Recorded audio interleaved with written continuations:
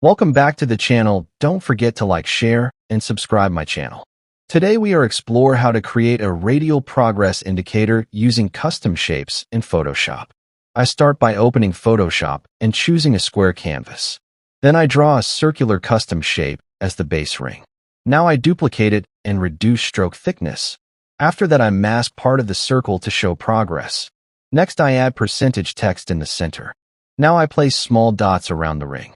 Then I apply gradient colors for smooth flow. After that I add subtle glow. Now progress feels visual. Then I zoom out to test clarity. After that I refine stroke edges. Now it feels polished. Finally I adjust contrast and spacing. This indicator now feels premium.